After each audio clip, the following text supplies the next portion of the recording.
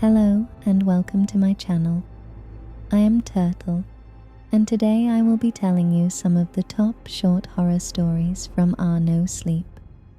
I'm stuck inside a Dollar General beyond. It all started because I had to go to the bathroom. I was on my way home after having worked a double, and if I had just gone before I left work, it wouldn't have been a problem. I was in such a hurry to get home because I knew I was going to have to go back and do it again in 8 hours. My relief had called out about 30 minutes before my shift ended, and though the manager was sympathetic, he said I had to stay unless I could find someone to work for me. 8 hours later, I staggered out the front door and into my car so I could go home and pass out in time to do it again tomorrow. I was about halfway home when I was struck with the overwhelming urge to use the bathroom. It wasn't one of those, you can hold it, kind of warnings. It was you are going to pee in the toilet or pee in your pants, but you only have about 2 minutes or so to pull the trigger on that decision, kind of warning. I was about 20 minutes from home, and every place I passed on the way was dark and locked up for the night. I had just about decided to pull over to the side of the road when I saw the comfortable glow of a Dollar General sign in the distance. I pulled in, figuring if it was actually open I'd use their bathroom, and if not I'd just go behind the building. It was about 10:30 at night, and I was surprised when I saw that the open sign was lit up. The sign was a little different too, not the usual Dollar General logo, and as I got closer, I saw that I had pulled into a Dollar General beyond.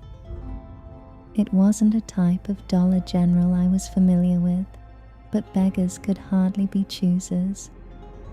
I heard the comfortable ding of the automatic door as I walked inside, and it put me at ease.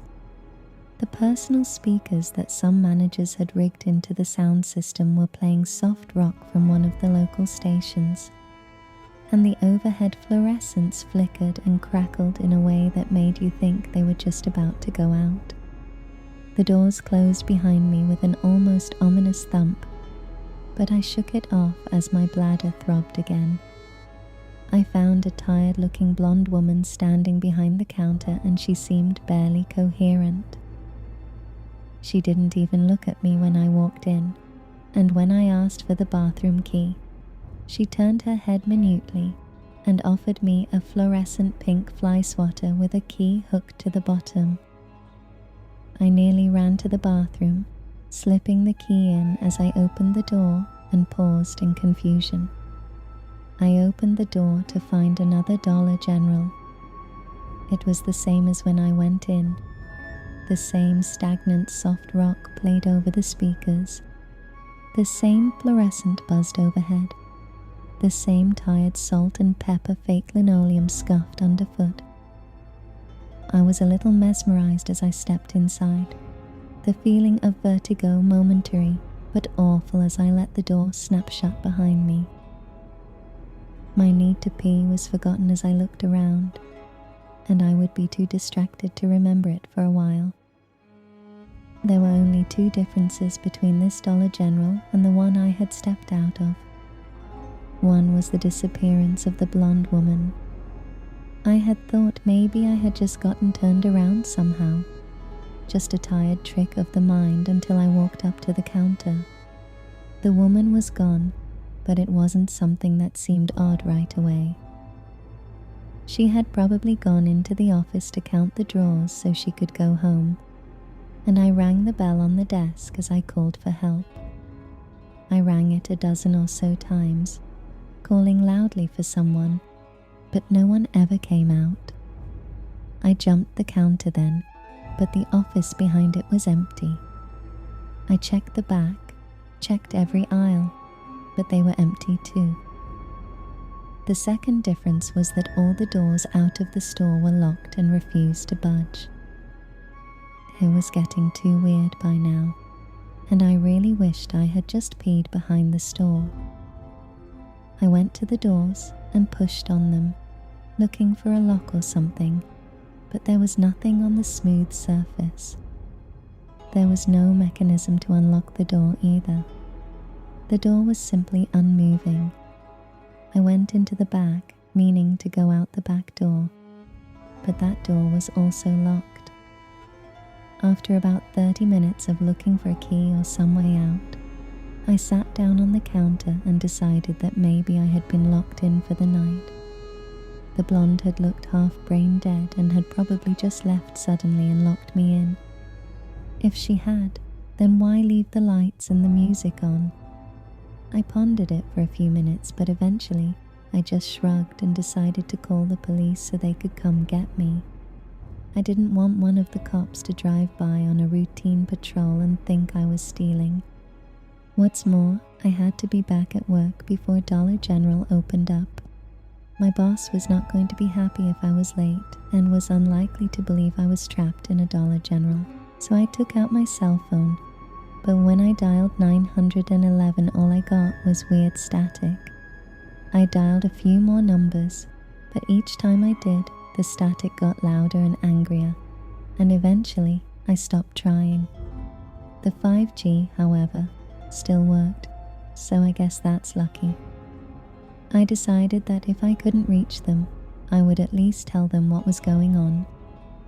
I opted to make a sign so that if someone saw me, they wouldn't think I was here robbing the place. So I set about looking for something to make a sign with, and luckily for me, it was a Dollar General.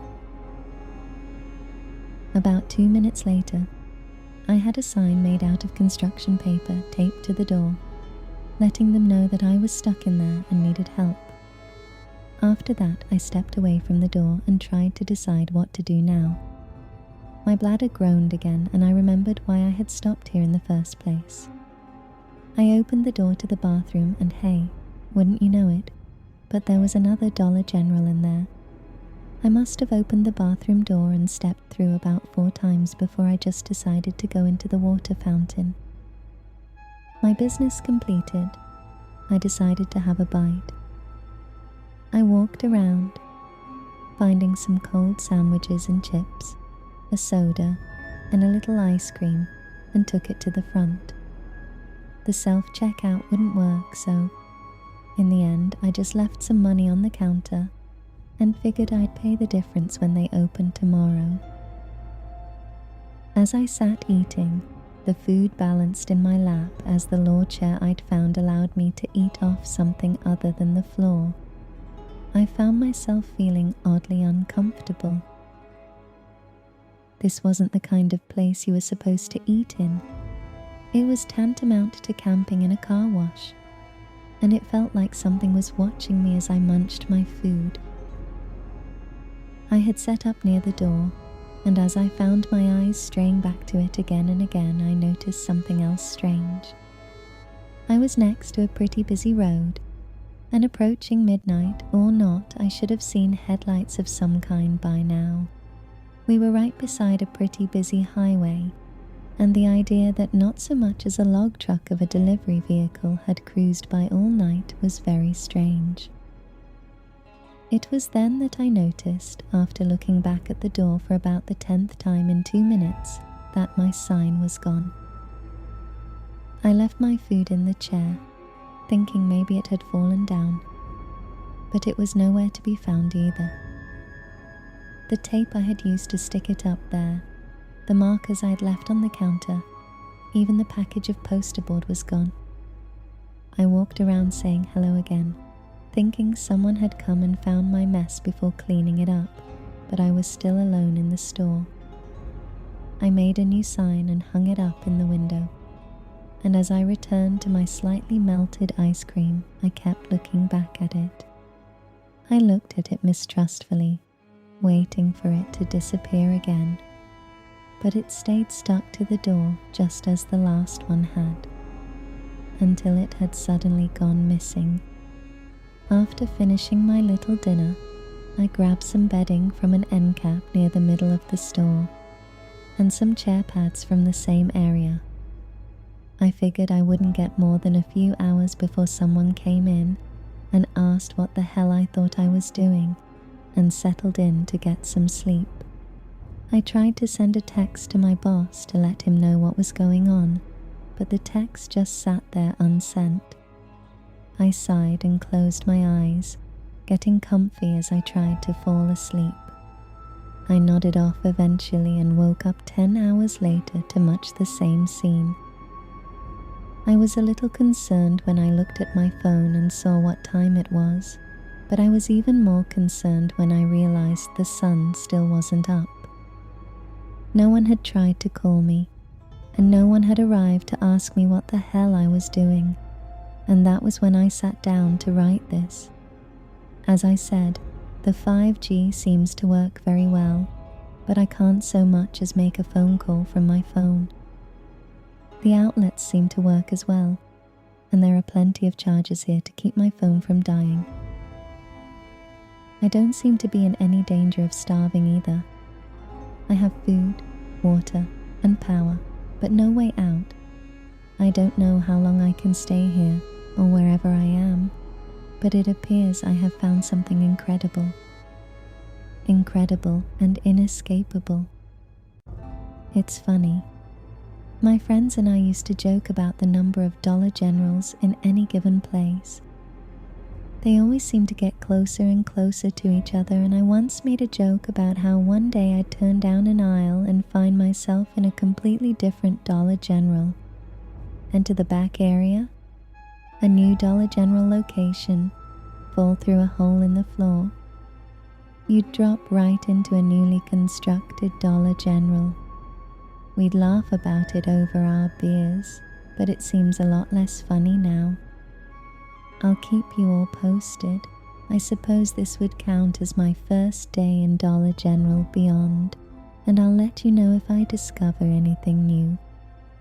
That was part 1 of this saga. If you like this content, please leave a like, subscribe, and comment on what thread I should do next. Part 2 is coming soon.